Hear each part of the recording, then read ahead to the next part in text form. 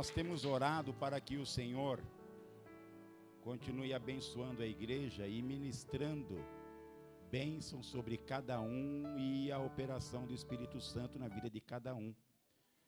Porque são 9 os dons.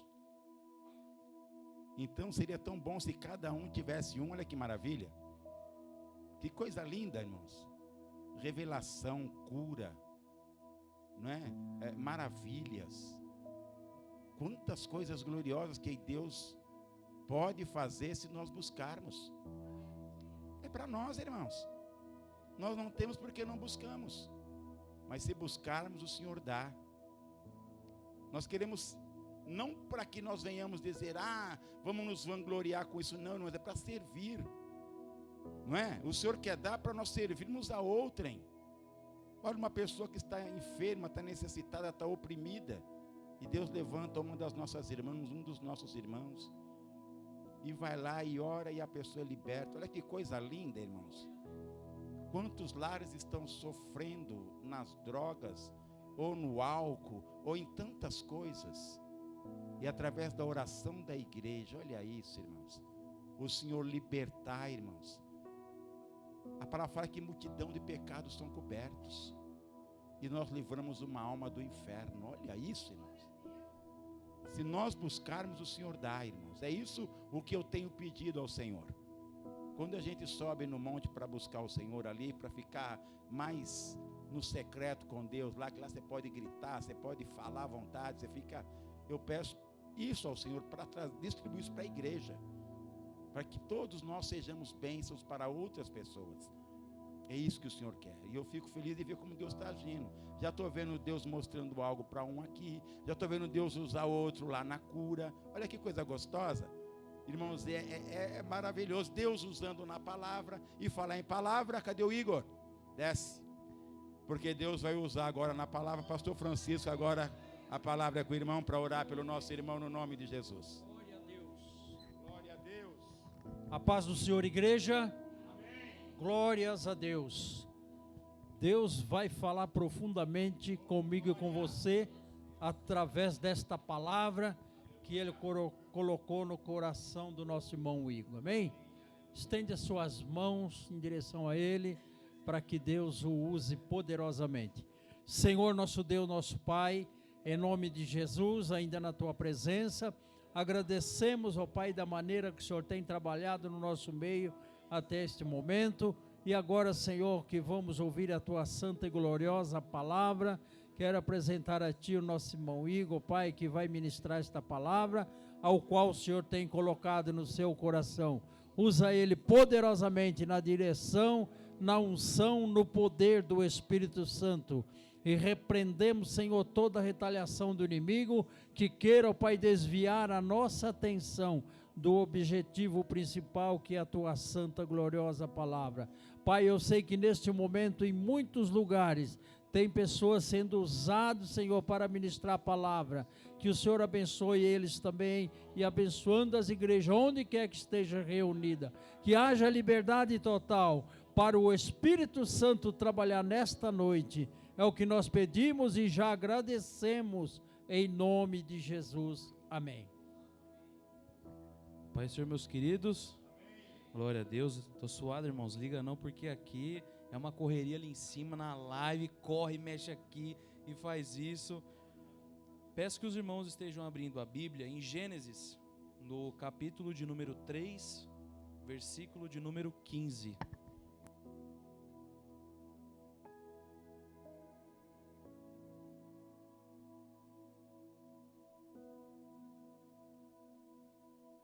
Gênesis 3, versículo 15.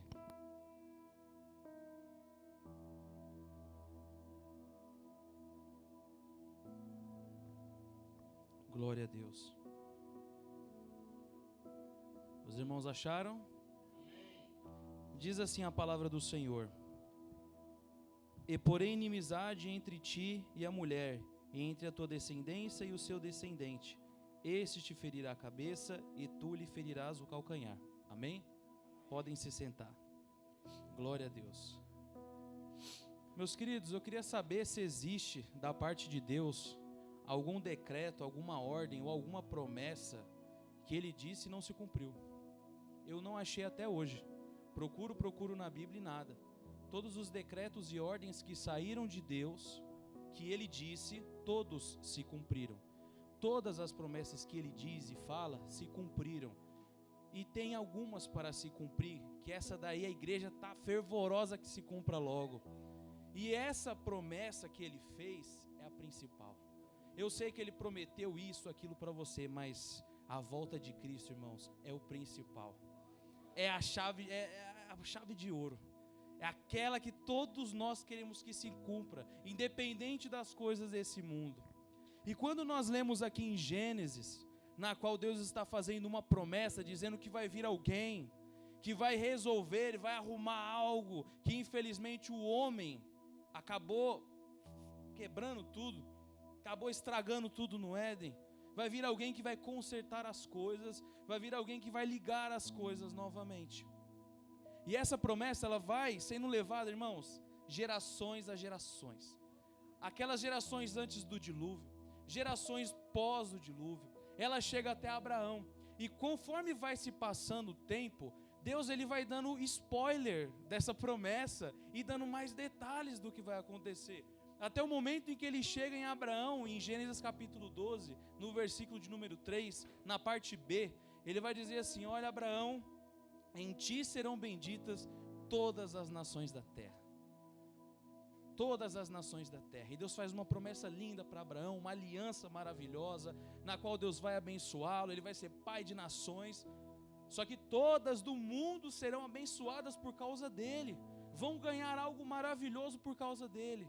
E creio que naquele momento ele fica sem entender muito, porque até então, que eu me lembro, ele não tinha nem Isaac ainda. Como que vai ter nações? Mas ele carregou aquela promessa. Ele recebeu aquilo e foi fiel ao Senhor. Até quando Deus pediu o filho dele, ele o entregou para teste, para o Senhor provar o coração. Ele foi fiel e carregou, irmãos, essa promessa que vem lá de Gênesis.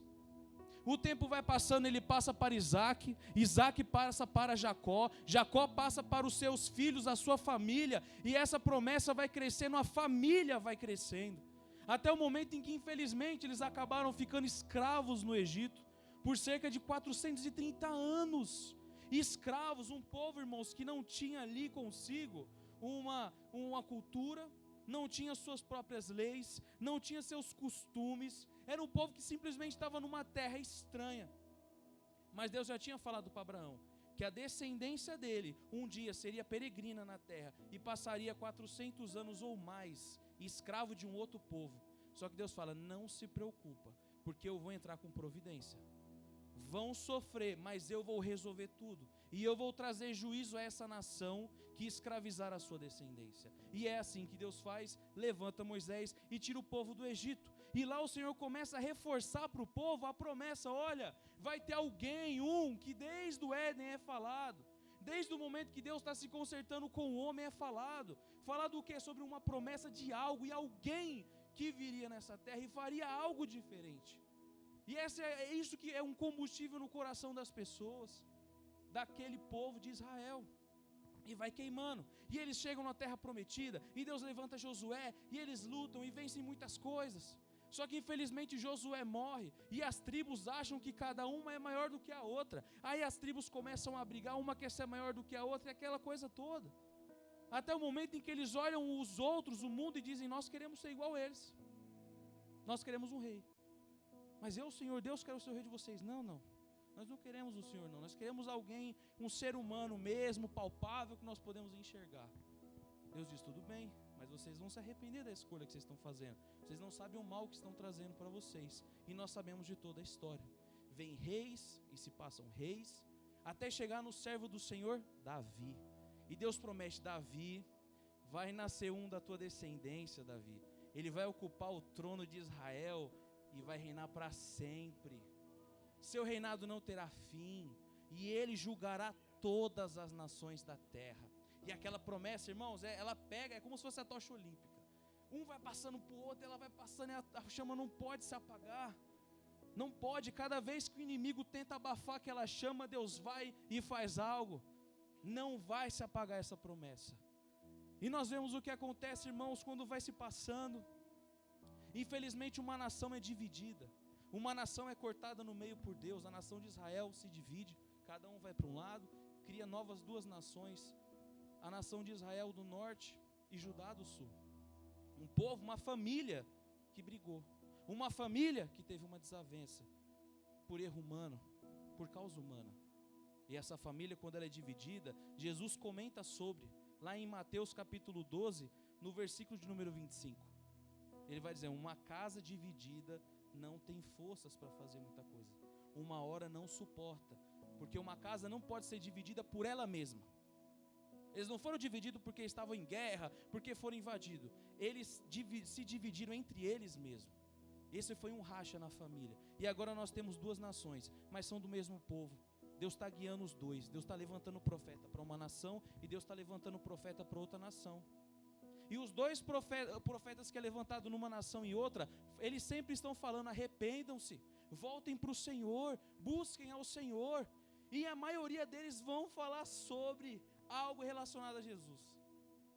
De toda aquela advertência que Deus está dando para a nação, para aquele rei mau que está fazendo algo, sempre o profeta vai falar alguma coisa para Jesus.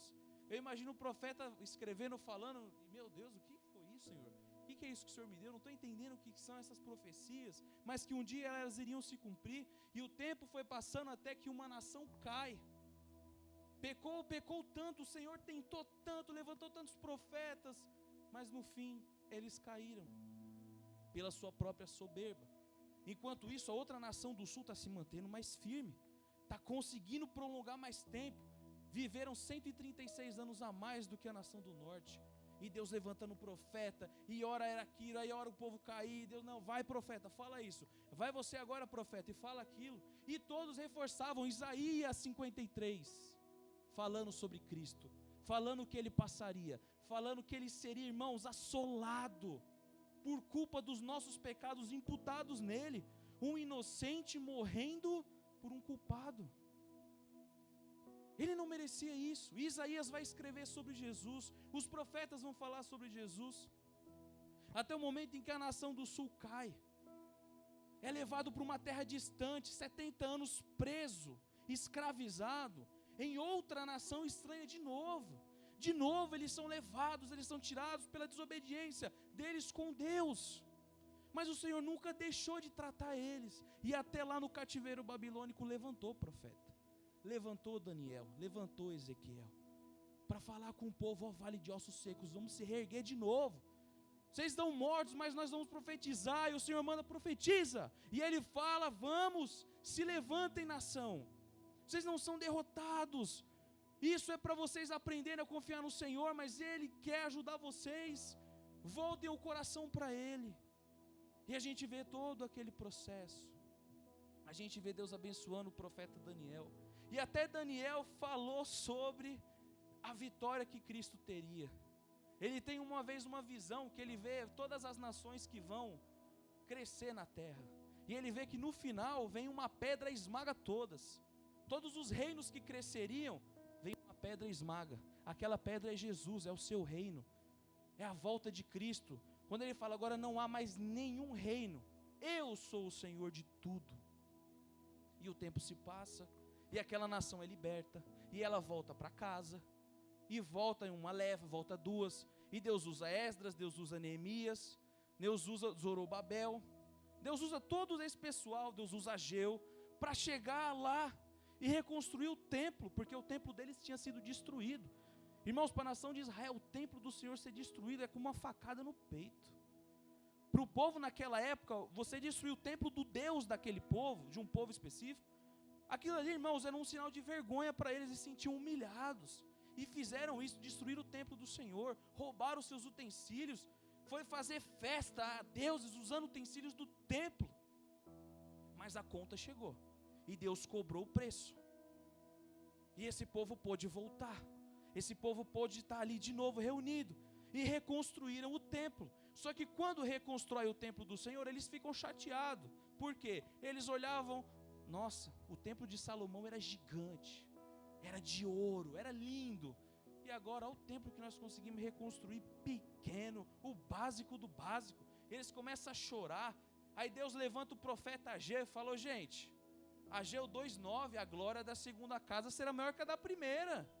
Por que vocês estão tristes? Vocês não têm ideia do que vai acontecer na presença desse templo. Vocês não têm ideia do que esse segundo templo vai contemplar.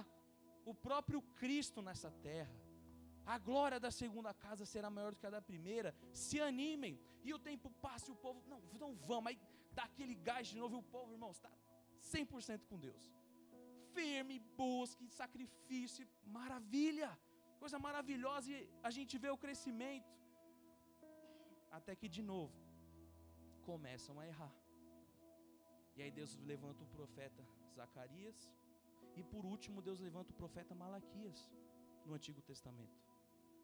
Só que quando chega em Malaquias, eu aconselho para os irmãos, leiam Malaquias. Irmão, são 4 capítulos, rapidinho você lê. Mas não lê rapidinho, lê com calma. Presta atenção, é triste. Eu me entristeci lendo Malaquias. Você vê um povo que não se importa mais o que oferta para Deus, o que sacrifica para Deus. Deus fala: olha, eu quero um animal assim, assim, assado. Não, eu vou levar isso aqui mesmo. Leva qualquer coisa para Deus, apresenta qualquer coisa. Um animal todo não estou nem aí, tô.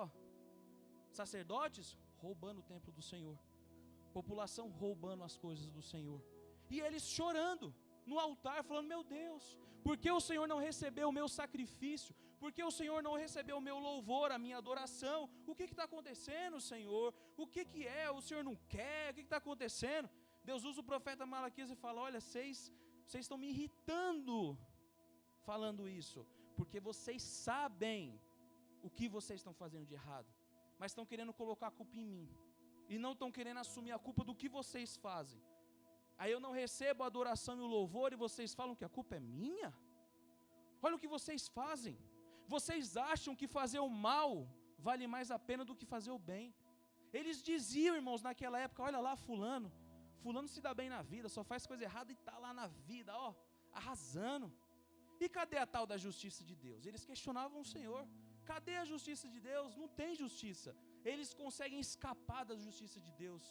Deus não consegue ter o controle na mão dele, vaza pela mão dele o controle. É o que o povo falava.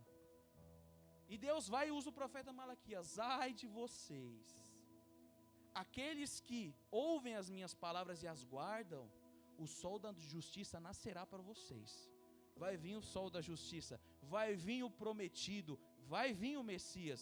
Mas para vocês que zombam de mim, ai do dia do Senhor, ai quando esse dia chegar, o quanto de choro terá. E Deus faz essa promessa para esse povo. Engraçado que o profeta Amós, lá no capítulo 8, versículo 11, 12, ele vai dizer que Deus usa ele e fala o seguinte: um dia haverá fome nessa terra, mas não é fome de comida, não é de bebida, é fome de palavra. Fome de palavra. Não terão mais a palavra, e sentirão a falta, a fome disso. Quando o profeta Malaquias termina-se ele, nós temos um tempo intertestamentário, 400 anos na qual Deus não usou nenhum profeta, da qual o Espírito Santo não orientou ninguém a escrever nada. E as pessoas se dizem: mas o que aconteceu nesses 400 anos de buraco, de vazio, que não tem? E depois, só 400 anos depois, vai vir Mateus, no Novo Testamento. Irmãos, Deus está preparando o cenário para Cristo. É o que Ele faz nesses 400 anos. Ele começa a trabalhar com as outras nações em prol de criar pontes e estradas para o Evangelho se espalhar pelo mundo. E Ele vai criando, e Ele usa um povo. E Daniel já falava do que ia acontecer. Daniel uma vez fez uma profecia: e eis que eu vejo um carneiro. Esse carneiro tinha 2 chifres, um maior do que o outro, e não tinha quem parava o carneiro. O carneiro dava chifrada em um animal, no outro. O carneiro dominou tudo. De repente o carneiro olha para trás, vem um bode com um chifre só, como um raio. O carneiro tenta parar o bode, não consegue. O bode se acha o tal, agora é ele que domina tudo. Até o momento em que o bode morre no auge da sua juventude, e ele não tinha filhos. E dele nasce 4 chifres. O que isso significa? O reino de Israel estava sendo dominado pela Pérsia, o carneiro. Medo-Persa, o chifre maior e o chifre menor. de repente eles se acham vendo ataques de um homem chamado Alexandre o Grande, um grande general, um grande homem, que reinou 12 anos, pouco tempo, mas que ele dominou, irmãos, quase o mundo inteiro. Ele nunca perdeu uma batalha, ele nunca perdeu uma guerra, ninguém podia parar esse cara dominou, foi tudo. E quando ele se achou tal, ele morre doente, não tinha filhos, e o seu reino se divide pelos seus 4 generais. É a palavra do Senhor sendo cumprida num livro de história que a gente encontra. É o mundo testemunhando o que Daniel já falava muitos anos atrás do que ia acontecer, o que Deus já falou. E um desses generais que conseguiu uma parte de território, a sua descendência, o 5º da sua descendência, teve uma importância gigantesca. Ptolomeu V, responsável por quê? Traduzir o Velho Testamento do hebraico para o grego. Igor, mas é tão importante a tradução do Velho Testamento para o grego, do hebraico para o grego? Irmãos, vocês não têm ideia. O tempo se passa, vem aqueles chamados romanos, como todo mundo conhece, da época de Jesus, eles começam a vir, toma conta de todo mundo. Daniel já falava deles muito antes disso acontecer, e acontece. Quando esses homens dominam tudo, irmãos, até esse momento, o sentimento do coração do povo de Israel estava frio, referente à promessa. Irmãos, de repente, no mundo inteiro, você vai achar esses relatos em livros de história, você vai achar esses relatos de vários arqueólogos, que eles dizem que nessa época que o Império Romano dominou Israel, principalmente, houve uma crescente no mundo, na maior parte dos principais lugares do mundo daquela época, um sentimento de que alguém viria. A gente tem escritores romanos, poetas romanos estrangeiros, dizendo que vinha alguém que nasceria e que traria paz ao mundo, e ninguém entendia o que era.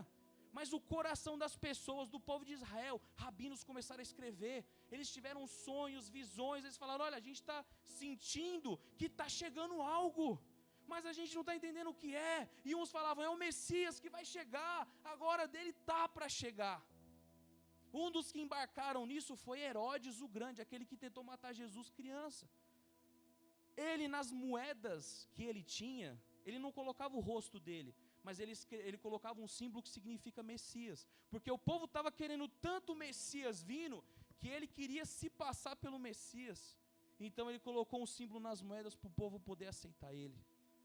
E chega nesse momento, irmãos, todo mundo acalorado, o que vai acontecer? Eis que algo vem, uns falavam, olha, nascerá um e ele vai trazer a paz, o sol da justiça. O cara nem era judeu, era grego, e estava falando que ia acontecer algo, e a maioria deles falavam, é lá de Judá, vai nascer de Israel, vai nascer daquela nação, vai vir de lá aquele que vai fazer algo que a gente não está entendendo. Até que um dia, um anjo aparece para uma virgem, e faz uma promessa para ela, dizendo que alguém, não qualquer pessoa, o Criador de tudo, se colocaria no ventre dela, através do Espírito Santo, e nasceria. E ele traria redenção ao seu povo e salvação. Passados uns dias, Maria, 9 meses, não conseguia andar, barrigona enorme. Saiu um decreto, olha, todos os homens vão para a sua cidade natal, com a sua família, se alistar. Todos vocês. Ok? Eles moravam em Nazaré, vão lá para Belém. Quando chega em Belém, a bolsa estourou. Meu Deus, e agora? O que nós vamos fazer? Vai nascer, vai nascer, vai nascer. Jesus nasce. Irmãos, quando Jesus nasce, haviam alguns pastores que estavam acampando perto da cidade de Belém. Era verão, eles estavam acampando, ao ar livre, com as ovelhas, todo mundo dormindo. De repente, irmãos, apareceu um monte de anjo para eles, que eles se assustaram, e um dos anjos falou com ele, olha, vão lá em Belém, o Salvador acabou de nascer, aquele que vocês tanto esperavam, anos e anos, queimando o coração, vai acontecer, não vai, vai acontecer, não vai, ele acabou de nascer. Vão lá, vão e testemunhem o que vocês estarão vendo. Ele vai estar deitado numa manjedoura. Aqueles homens ficam perplexos, de repente eles veem vários anjos louvando a Deus. Bendito é o Senhor Deus, Rei do Universo. E eles não entendem, irmãos, a alegria é enorme. Aconteceu algo, e quando eles chegam, eles veem Jesus na manjedoura. E eles pulam e se alegram e saem espalhando para todo mundo. O Messias chegou, o esperado que nós aguardávamos por tanto tempo, ele chegou. E eles se emocionaram mais ainda porque, irmãos, manjedoura não era só feita para colocar comida de animal. Pastores usavam manjedoura para colocar uma ovelhinha recém-nascida às vezes, quando precisava. Imagina esses pastores encontrando o Cordeiro de Deus que tira o pecado do mundo numa manjedoura. A felicidade que esses homens sentiram. E eles saem saltitantes. Um tempo depois, de repente, aparece um tal de magos. E não era rei magos, irmão, porque a Bíblia não fala que eles eram rei magos. A Bíblia só diz que eles eram magos. E não fala quantos eles eram. Mas eram algumas pessoas. E eles chegam em Jerusalém assim: oi, tudo bem? Estou procurando o rei dos judeus. Falaram que ele nasceu e nós viemos adorá-lo. As pessoas olhavam para ele estranho assim: está procurando quem? Rei dos judeus? Que eu saiba, o rei nosso é Herodes. Quem que você está procurando? Não, então eu vou perguntar para outra pessoa. E ia de pessoa em pessoa perguntando: onde está o rei dos judeus que nasceu? Quando o rei Herodes descobre isso, ele fica assustado. Ele chama os sacerdotes, os escribas, e fala: ó, quando esse tal desse Messias vai nascer? Dizem que ele vai nascer em Belém. Em Belém. Depois Herodes manda alguns homens, eles chamam os magos em secreto. Tem uma reunião com eles em secreto e fala: olha, fiquei sabendo que o Messias nasceu. Quero falar com vocês o seguinte: vão lá encontrar ele. Como que vocês sabiam que ele nasceu? Nós vimos a sua estrela, que o profeta disse que ela brilharia e guiaria até ele. Então façam o seguinte: vão lá. Encontrando ele, vocês mandam me chamar. Só que a gente sabe que esse homem, ele matou a mulher que ele mais amava na vida dele por poder. Ele matou filho, ele matou genro, ele matou cunhado por poder. Tudo por poder. O que ele faria com Jesus não seria diferente. E aqueles magos vão seguindo a estrela. Quando eles chegam, irmãos, no local, quando eles chegam ali, eles veem Jesus. Isso já tinha passado o tempo. Às vezes a gente vê alguns filmes, né? Tá os pastores de um lado, tá os magos do outro, tá os animaizinhos. Foi em épocas, períodos diferentes. Os pastores chegaram primeiro, os magos vieram um tempo depois. Jesus, acredito que nem um ano tinha mais ou menos, mas ele já não estava mais na estrebaria, já estava na casa, em Belém também. E quando eles chegam, irmãos, que eles olham, irmãos, esses homens eles eram estrangeiros, lembre-se disso, eles não eram judeus. Quando eles chegam, eles levam 3 presentes para Jesus: ouro, incenso e mirra. Ouro, algo que você dá para um rei, um presente, algo caro. O incenso é algo que você acende para Deus. Ué, por que uma criança vai ganhar um incenso? E mirra? Mirra é um produto usado para embalsamar, às vezes, para mortos. É a mesma coisa que eu chegar para visitar uma criança recém-nascida e dar um caixão para ela. Faz sentido? Não faz. Só que aqueles homens, eles não foram cumprimentar Jesus por ter nascido. Eles não foram: parabéns Jesus, ó, você nasceu, mais um rei aí na terra, Deus abençoe, e ir embora. Não, eles foram para adorá-lo. Porque esses homens entenderam o plano da salvação. Esses homens sabiam que ele era o rei eterno. Esses homens sabiam que ele era o Deus vivo. Esses homens sabiam o sacrifício que ele teria que fazer. Como? Porque eles tinham acesso à Bíblia, porque ela havia sido traduzida. Irmãos, o que teve de homens e mulheres estrangeiros que ao receber a Bíblia traduzida, eles tiveram um encontro com o Senhor, e eles vão até Jerusalém. Esses magos são um exemplo. Eles tiveram contato, irmãos, Deus preparou tudo. O cenário, o palco estava montado para receber Cristo. Todos estavam prontos para receber o Salvador. E assim foi pelo resto da caminhada. E Jesus fez o que fez, irmãos. Fez o que fez. E para encerrar, leiam depois João capítulo 20, versículo do 1 ao 7. Lá vai estar contando a história de quando os discípulos foram no sepulcro. Os discípulos saíram, Marta e Maria chegou e falou: gente, e Maria Madalena junta: gente, aconteceu alguma coisa. Pedro, o que foi? Vocês estão... aconteceu alguma coisa, o quê? O corpo do mestre sumiu. Nós fomos lá no sepulcro, não tem mais nada, só os panos lá. Não é possível, roubaram ele, roubaram. Pedro já deve ter sacado a espada, bravo: eu vou pegar quem roubou o corpo de Jesus. E eles vão correndo. É engraçado que João escreve: o discípulo que Jesus amava, se referindo a ele, foi junto. Quando eles chegam no sepulcro, João narra e diz, olha, a gente achou uns panos dele jogado num canto, só que em outro canto tinha um lenço que cobria a cabeça dele dobrado.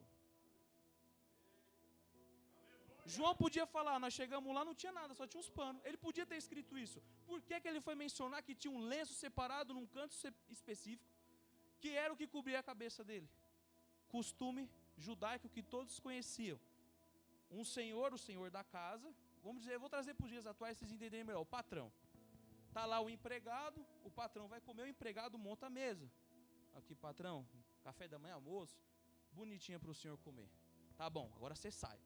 O empregado tinha que sair, não podia ficar lá, tinha que ficar em outro cômodo. O patrão estava lá comendo, quando ele terminava, ele pegava o lenço e ó, limpava a mão, boca, jogava, de qualquer jeito.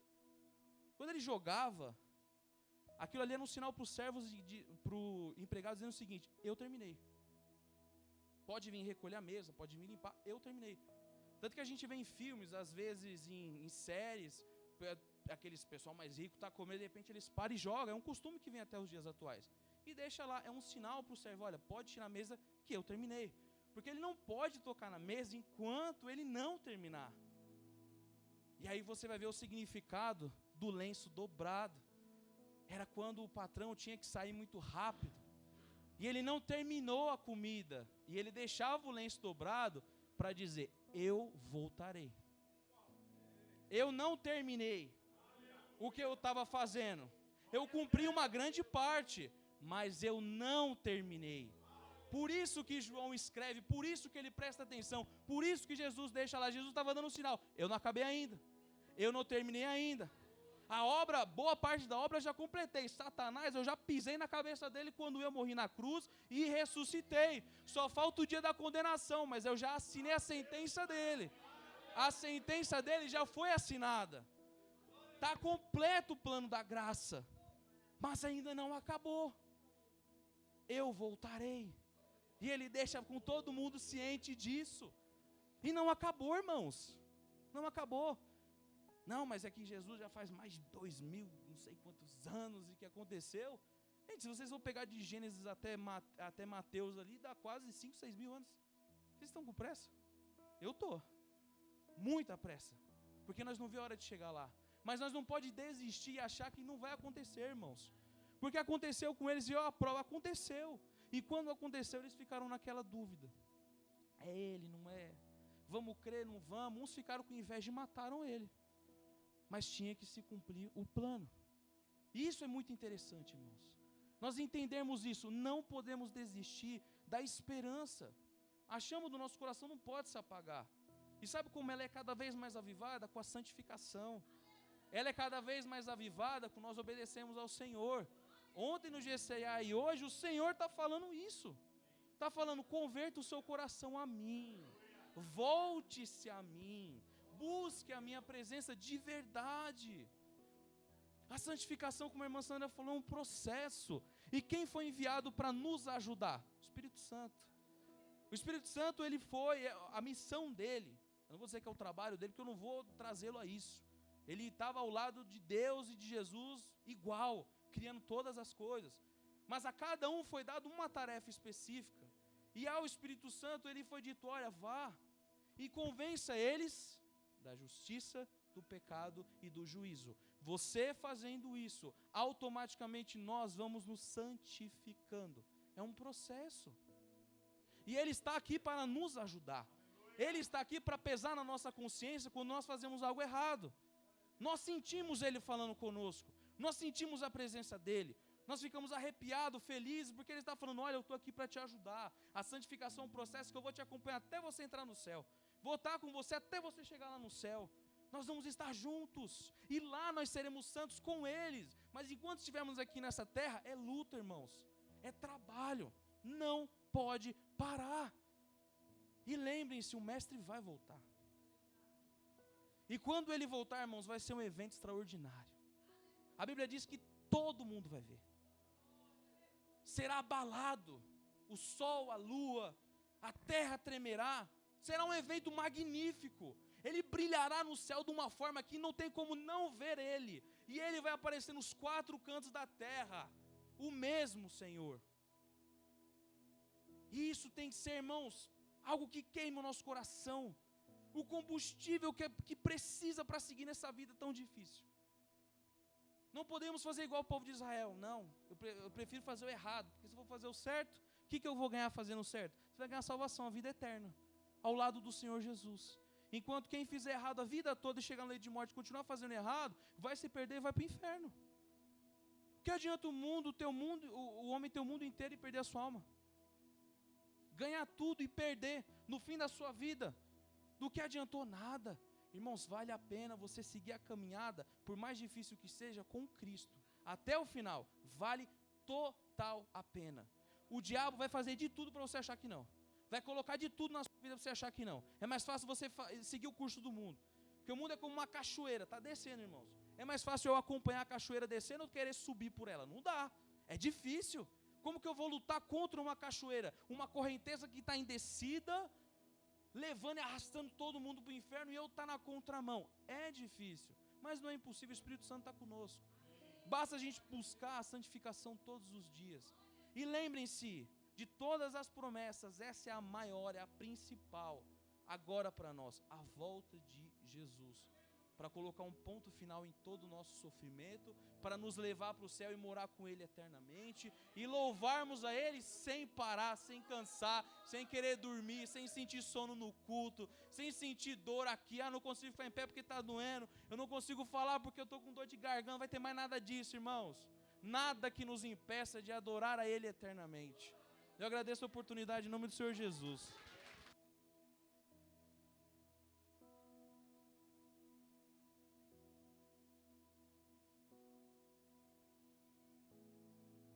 Amém, glória a Deus. Está se aproximando esse grande dia, não é? Então, o importante é que nós estejamos preparados, né? A Bíblia fala assim, ó: prepara-te, Israel, para encontrar-te com o teu Deus, não é? E nós precisamos estar preparados se queremos encontrar ao Senhor, né? E o preparo é santidade, sem a qual ninguém verá a Deus. Amém. Glória a Deus. Fabrício, aceitou Jesus? Glória a Deus. Aleluia. É Fabrício mesmo, né?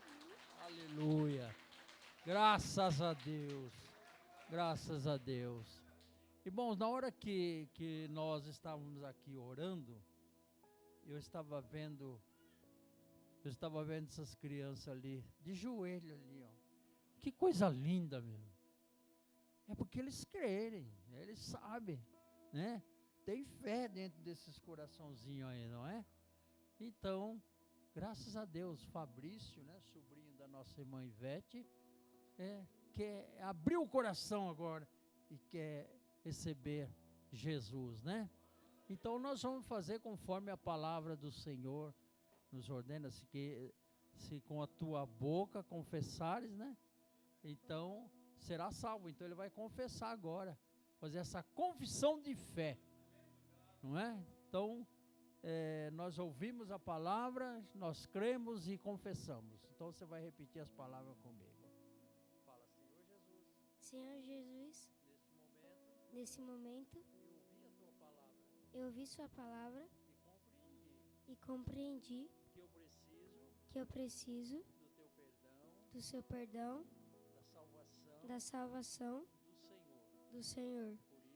Por isso eu entrego o meu coração a ti e te recebo como meu único e suficiente Salvador. Me ajude, Senhor. Me dá graça. Porque eu quero subir com a tua igreja. Para viver eternamente na sua presença. Amém. Glória a Deus. Vamos orar por ele, né? Vamos orar por você. Glórias a Deus. Bendito seja Deus. Glória a Deus. Estende as suas mãos aqui para o Fabrício. Vamos ficar em pé. Senhor nosso Deus, nosso Pai, em nome de Jesus, somos gratos a Ti, Senhor, por este momento, ó Pai, do qual esta criança ainda, ó Pai, o Fabrício, ouviu, ó Pai, a Tua santa palavra e já fez a confissão de fé neste momento, recebendo ao Senhor como seu único e suficiente Salvador. Ajuda ele, Senhor, sela com Teu Espírito Santo para o dia da redenção. Ó Senhor, escreve o nome dele neste momento no livro da vida, Senhor. Pai, ajuda ele, Senhor, os momentos da sua vida, os momentos de lazer, os momentos, Senhor, em que ele tem que andar de um lado para outro. Guarda, proteja ele, Senhor. Enche do Teu Espírito Santo, Pai. E nós, como igreja, aquilo que cabe a nós, que somos responsáveis, Senhor, por essas vidas, nos oriente e nos dá graça, para que podemos assisti-lo, ó Pai, em todas as áreas da sua vida. E é o que nós pedimos e agradecemos, em nome de Jesus. Amém. Glória a Deus. Aleluia.